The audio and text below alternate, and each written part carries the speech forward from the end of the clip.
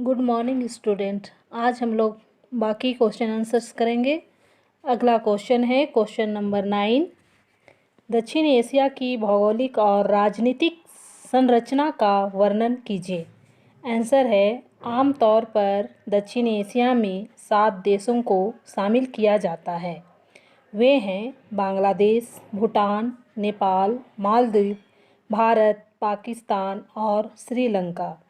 जब तब म्यांमार और अफ़गानिस्तान को भी इसी श्रेणी में शामिल कर लिया जाता है। उत्तर की विशाल हिमालय पर्वत श्रृंखला, दक्षिण का हिंद महासागर, पश्चिम का अरब सागर और पूरब में मौजूद बंगाल की खाड़ी से यह क्षेत्र एक विशिष्ट प्राकृतिक क्षेत्र के रूप में नज़र आता है। दक्षिण एशिया के विभिन्न देशों में एक सी राजनीतिक प्रणाली नहीं है। अनेक समस्याओं के बावजूद ब्रिटेन से आज़ाद होने के बाद भारत और श्रीलंका में लोकतंत्र कायम रहा है। पाकिस्तान और बांग्लादेश दोनों में लोकतंत्र और सैन्य तानाशाहियों का प्रभाव रहा है। 2006 से नेपाल लोकतंत्र को अपना चुका है। भूटान और मालदीव में भी लोकतंत्र बहुत मजबूत हो चुके हैं। अगला क्वेश्चन है क्वेश्चन नंबर 10। विश्व के 4 क्षेत्रीय संगठनों के नाम लिखिए। आंसर है विश्व के 4 क्षेत्रीय संगठन इस प्रकार है: आसियान, दक्षेस, यूरोपीय संघ, G20। अगला क्वेश्चन है दक्षेस क्या है? या दक्षेस या सार्क के सिद्धांतों को लिखिए। या सार्क का विस्तृत रूप क्या है? दक्षेस या सार्क के किन्हीं 2 उद्देश्यों की व्याख्या कीजिए। आंसर है सार्क का विस्तृत रूप अर्थात दक्षिण एशियाई क्षेत्रीय सहयोग संगठन का लक्ष्य दक्षिण एशियाई राष्ट्रों के बीच आपसी सहयोग को बढ़ाकर इस क्षेत्र को एक प्रगतिशील, शांतिपूर्ण और सहयोगी वातावरण वाले क्षेत्र में बदलना है। सार्क क्षेत्र के विभिन्न देशों के बीच आर्थिक, सामाजिक, वैज्ञानिक और सांस्कृतिक सहयोग का पक्षधर है। अगला क्वेश्चन है क्वेश्चन नंबर 12। आपकी राय में पाकिस्तान में लोकतंत्रीकरण के लिए कठिनाइयों को बताइए। आंसर है पाकिस्तान के लोकतंत्रीकरण के मार्ग में निम्नलिखित कठिनाइयां हैं। 1 नंबर है सेना का प्रभुत्व। पाकिस्तान में सेना का वर्चस्व रहा है। लोग वहां सैनिक शासन का विरोध करते हैं। दूसरा है कट्टरवादी और निहित स्वार्थी तत्व। इनका पाकिस्तान समाज पर बहुत प्रभाव है तथा ये स्वाभाविक रूप से लोकतंत्र के विरोधी हैं। तीसरा नंबर अंतर्राष्ट्रीय समर्थन का अभाव। पाकिस्तान में लोकतांत्रिक शासन चले, इसके लिए उसे कोई अंतर्राष्ट्रीय समर्थन नहीं मिला, जिससे वहाँ लोकतंत्र की जड़ें मजबूत नहीं हो सकी। अमेरिका ने भी अपने स्वार्थों की पूर्ति के लिए सैनिक शासकों को समर्थन देने में संकोच नहीं किया। चौथा नंबर भ्रष्टाचार और राजनीतिक दलों में मतैक्य का अभाव। पाकिस्तान के राजनीतिक दलों में आपसी ईर्ष्या और द्वेष इतना अधिक है कि वे लोकतंत्र के हित में अपने छोटे मोटे स्वार्थों को छोड़ने को तैयार नहीं हुए। लोकतंत्र के संचालन के लिए आवश्यक सहमति के अभाव में वहां उसे मजबूती नहीं मिली। भ्रष्टाचार के आरोपों से घिरने के कारण राजनीतिक दल बदनाम हो गए। तो ये थे पाकिस्तान के लोकतंत्रीकरण के मार्ग में कठिनाइयाँ। Question number 13। किन्हीं 2 विषयों का वर्णन कीजिए जिन्होंने भारत व बांग्लादेश के बीच आपसी सहयोग को बढ़ावा दिया। आंसर है भारत और बांग्लादेश के बीच आपसी सहयोग को बढ़ावा देने वाले 2 विषय निम्नलिखित है। 1 नंबर 1971 में बांग्लादेश को स्वतंत्र बनाने में भारत की अहम भूमिका की बांग्लादेश द्वारा अनदेखी नहीं की जा सकती है। इस ऐतिहासिक कारक का योगदान यदाकदा दोनों देशों के संबंध में देखा जा सकता है। दूसरा नंबर, बांग्लादेश की सभ्यता, संस्कृति, भाषा आदि विशेष रूप से हमारे राज्य पश्चिम बंगाल के समान है। यह साझी विरासत भी दोनों देशों के संबंधों पर सकारात्मक असर डालती है। अगला क्वेश्चन है क्वेश्चन नंबर 14, शिमला समझौता का संक्षेप में वर्णन कीजिए। आंसर है 1 नंबर, दोनों देश सीधी बातचीत से अपनी समस्याओं का समाधान करेंगे। दूसरा नंबर, कोई भी पक्ष बल प्रयोग या एक पक्षीय कार्यवाही नहीं करेगा। तीसरा नंबर, संचार, आवागमन, व्यापार आदि क्षेत्रों में पारस्परिक सहयोग से संबंधों को बेहतर बनाएंगे। चौथा नंबर, 1971 की युद्ध विराम रेखा को नियंत्रण रेखा माना जाएगा। अगला क्वेश्चन है क्वेश्चन नंबर 15, स्वतंत्र राष्ट्र बांग्लादेश के उदय के कारणों को समझाइए। आंसर है सन 1941 से 1971 तक बांग्लादेश पाकिस्तान का अंग था। बांग्लादेश के स्वतंत्र राष्ट्र के उदय के निम्नलिखित कारण थे। 1 नंबर, इस क्षेत्र के लोग पश्चिमी पाकिस्तान के दबदबे और अपने ऊपर उर्दू भाषा को लादने के खिलाफ थे। 2 नंबर, पाकिस्तान निर्माण के बाद से ही यहाँ के लोगों की बंगाली संस्कृति व भाषा के साथ दुर्व्यवहार किया जा रहा था। तीसरा नंबर, इस क्षेत्र की जनता प्रशासन में अपने न्यायोचित प्रतिनिधित्व तथा राजनीतिक सत्ता में समुचित हिस्सेदारी की मांग कर रही थी। चौथा नंबर, शेख मुजीबुर रहमान के नेतृत्व में इस क्षेत्र ने स्वायत्तता की मांग की, किंतु पाकिस्तानी सरकार ने शेख मुजीबुर रहमान को गिरफ्तार कर लिया था। आंदोलन को निर्ममतापूर्वक कुचल दिया। परिणाम स्वरूप एक बड़ी संख्या में इस क्षेत्र के लोगों ने भारत में शरण ली।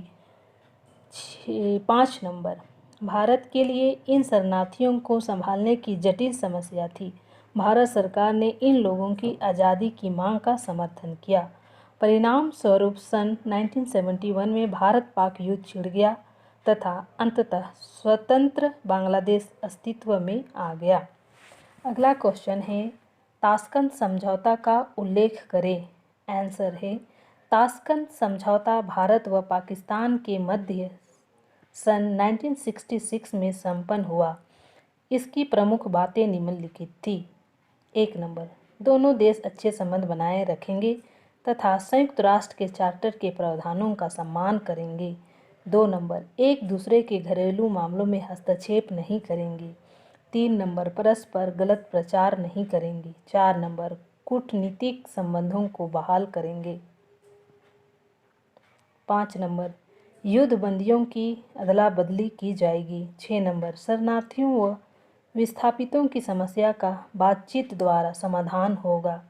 7 नंबर, दोनों देशों की सेनाएं युद्ध से पूर्व की स्थिति में लौट जाएंगी। बच्चों, ये था शॉर्ट क्वेश्चन। आगे है लॉन्ग क्वेश्चन। तो क्या इस चैप्टर में लॉन्ग क्वेश्चन या मेन क्वेश्चन क्या क्या दिया हुआ है मैं आप लोगों को बतला दे रही हूँ, और ये चैप्टर जो कंप्लीट हो गया है उसी में इसका क्वेश्चन आंसर है, आप इसे पढ़ लीजिएगा। क्या क्या क्वेश्चन है वो मैं बतला दे रही हूँ। क्वेश्चन नंबर 1, भारत के अपने पड़ोसी देशों के साथ संबंधों का विवेचन कीजिए।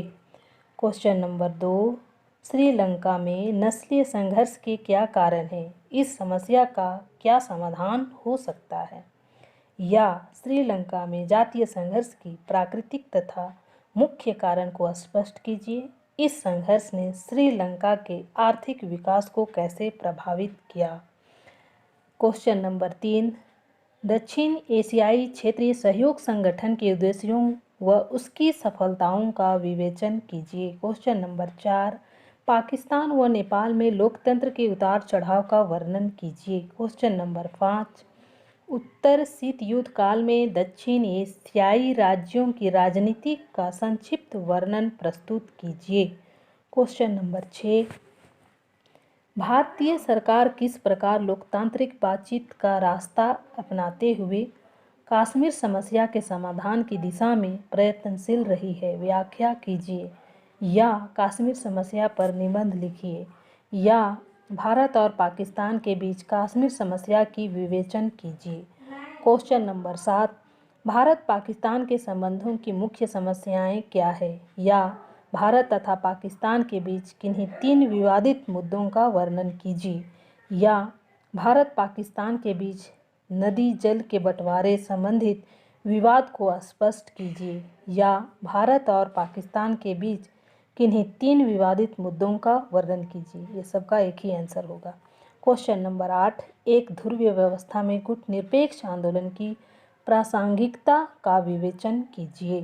क्वेश्चन नंबर 9, सार्क की भूमिका पर प्रकाश डालें। क्वेश्चन नंबर 10, भारत और बांग्लादेश के बीच पारस्परिक संबंधों में मतभेदों का विश्लेषण कीजिए। क्वेश्चन नंबर 11, नेपाल में लोकतंत्र समर्थक आंदोलन पर एक टिप्पणी लिखिए। क्या प्रजातंत्र की ओर संक्रमण पूर्ण हो गया है? या नेपाल में लोकतंत्र समर्थक मुख्यतः अहिंसात्मक आंदोलन चलाने वाला कौन था?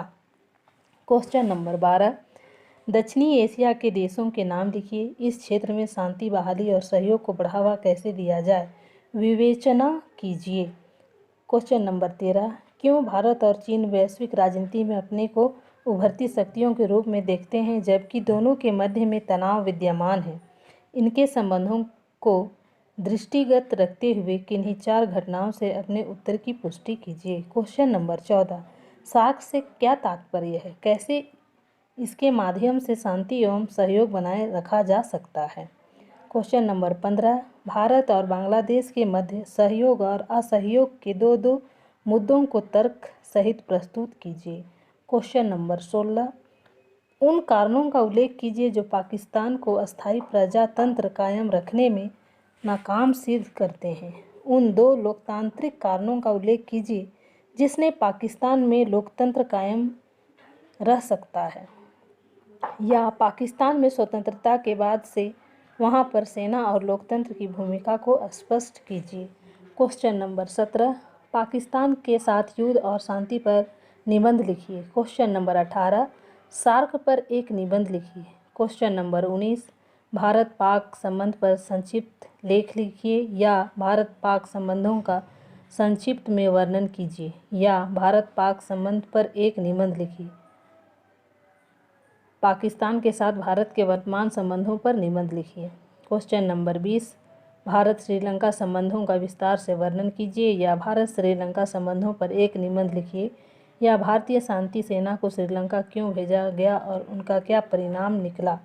क्वेश्चन नंबर 21, दक्षिण एशियाई देशों के साथ भारत के वर्तमान संबंधों पर एक निबंध लिखिए।